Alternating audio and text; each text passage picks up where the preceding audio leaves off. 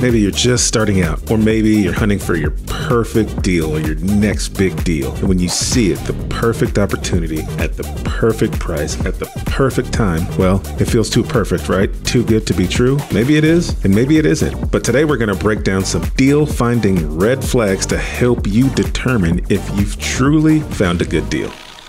What's going on, everybody? I'm Henry Washington here with BiggerPockets. I'm a real estate investor, been doing this since 2017. I've built up a portfolio of about 130 rental properties, and I've flipped dozens of houses. And so I have learned what to look for when finding a good deal and what to watch out for when you think you may have found a good deal. Now, before we get into these deal finding red and green flags, if you like valuable content like this, we'd love to be able to continue to show you more of it. So click that like button down below. All right, let's jump into these flags. Red flag number one. And to recap, red flags are indicators that the deal may not actually be a deal. And so the first one I want to talk about is deals that are really easy to find. That means if all you had to do to find this great deal was open up your phone or your computer, log into Zillow, Redfin, or the MLS, and all of a sudden you see this amazing deal that's listed so far under market value that has all this equity in it and it's going to cash flow a ton of money every month, and all you had to do was open the computer to find it, there's a high likelihood that that deal is not actually a deal. I often tell people the easier it is to find a deal, the less likely that that deal is actually a deal. Well, think about what you're implying when you think you found this deal right in your lap on the MLS or on Redfin or Zillow. What you're saying is, I have found this property that lots of other people, seasoned investors, retail buyers have all already seen and have chosen not to buy. But I am the one who's going to buy this and then make a bunch of money on it. Now, that may be true in some instances, but the likelihood that you have just found some diamond in the rough that nobody else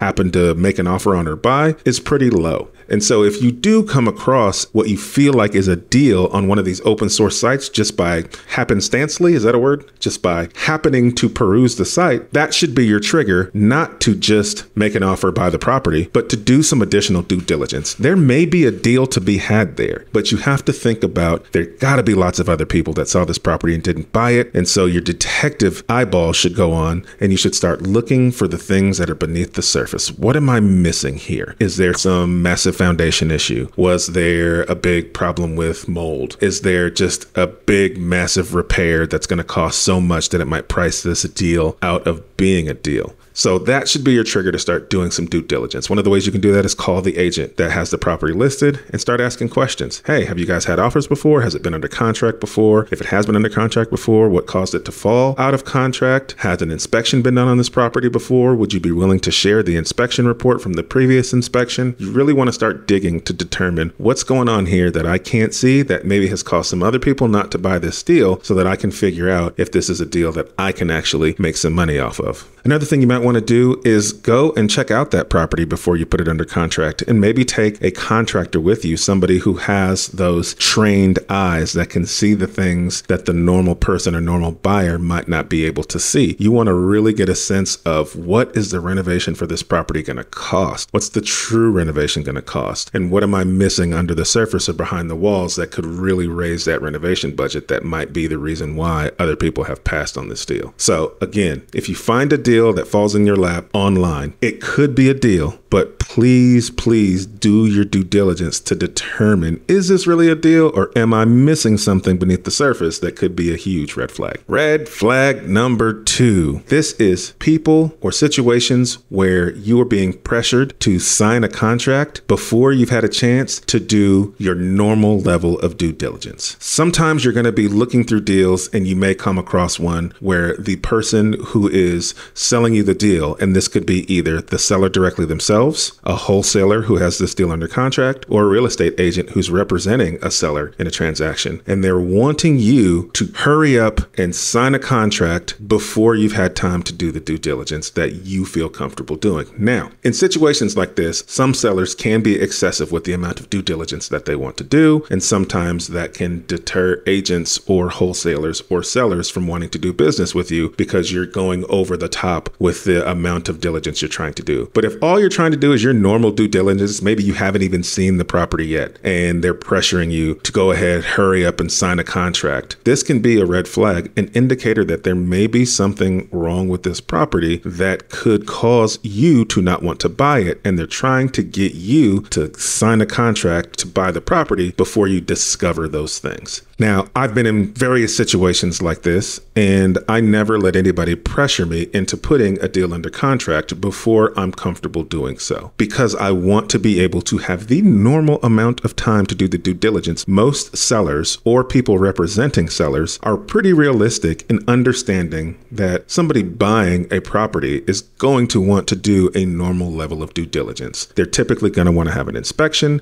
They're typically going to want to walk the property themselves or maybe walk it with a contractor. These are very normal things that most buyers want to do before they sign that contract saying, I'm going to buy this property for the price that we have agreed on. If you are getting pushback about the most basic levels of due diligence, that is a red flag to you to know that there may be something else going on here. Maybe there's a big repair that needs done that they're trying to hide from you. Maybe there's liens or something associated with the property that they don't want you to figure out just yet. There could be a number of reasons why somebody is pressuring you to get a contract signed, but I urge you, never sign a contract until you're within your comfort zone. The more experience you have as an investor, then you can start to do things like maybe putting a property under contract before you go see it. But even when I do that, I have a clause in my contract that allows me to inspect that property. So don't waive your rights to an inspection just to get a good deal, because it could turn out that once you sign that contract and then you buy that property, you could find some big time problems that end up costing you a lot of money and turning that good deal from a good one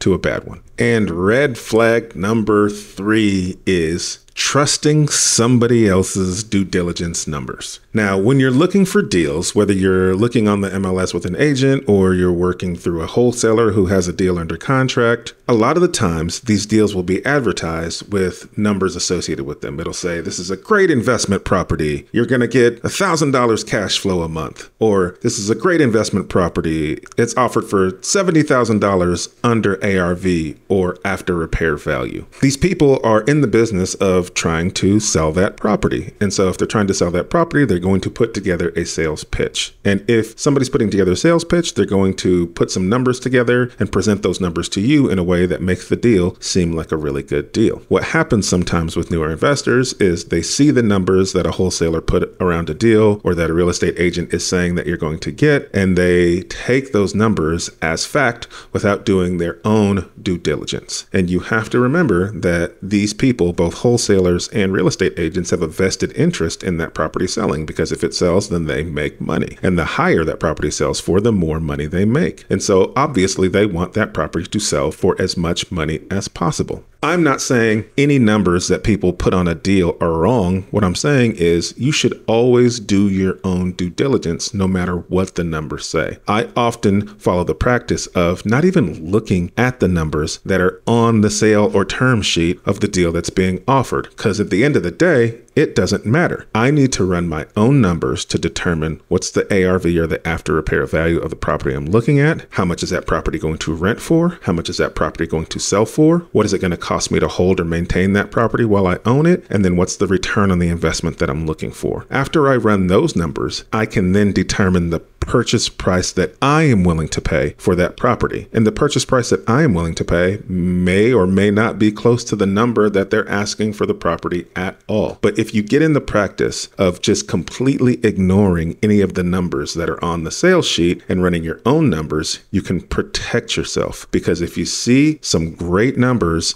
on a property that's being offered to you, it could be a red flag that the deal is overinflated. Just make sure that you're doing your due diligence, because the only person in this transaction that has your best interest in mind is you. Okay, I know what you're thinking. I get the red flags, but what are some green flags that you can look for for when you're trying to identify if you have a deal or not? Well, you're in the right place, because I'm going to tell you. Here's a few quick green flags that I'm looking for when I'm looking to buy a deal. Green flag number one is that I'm direct to the seller. If I'm direct to the seller, there's no middleman and there's less competition usually, and that means that the seller and I can work out terms and pricing that makes sense for the both of us. Number two is that there is equity in the deal, meaning that they don't owe more than the property is worth. Really, what you're looking for is somebody who owes substantially less than the property is worth. You cannot have a deal unless there's equity to be had. If there's equity to be had, then you're able to make an offer to somebody at a price point that may be less than retail value, but still allows them to put a good chunk of change in their pocket when they sell that property. Number three is that seller has the motivation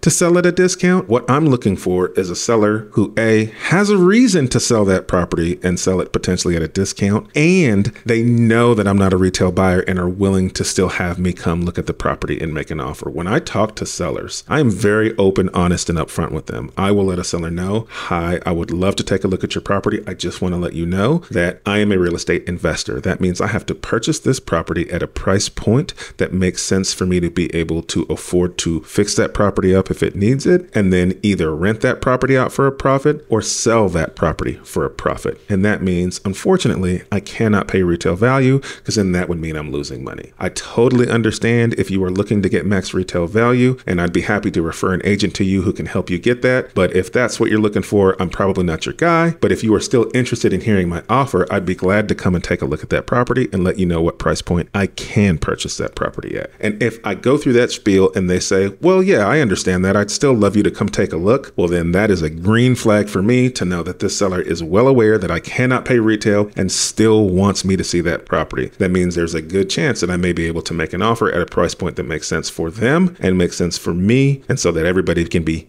happy and feel like they are winning in this deal scenario. So those are three green flags that I like to look for when looking for a deal. All right, now those are the basics, but if you really want to get all the information you need to find the deals that are going to get you closer to financial freedom, then you can check out my new book, Real Estate Deal Maker. It's out on June 11th, but if you pre-order the book now, then you get all kinds of cool bonuses that I am providing just for me to you. So to pre-order the book, you can go to BiggerPockets.com/dealsbook, or you can search on BiggerPockets for Deal Maker. And if you want to, you can also connect with me on BiggerPockets.com or check me out on the Real Estate Podcast or the On the Market Podcast. So until next time, I hope you got some great value. Thank you for hanging with me, and we'll see you at the closing table.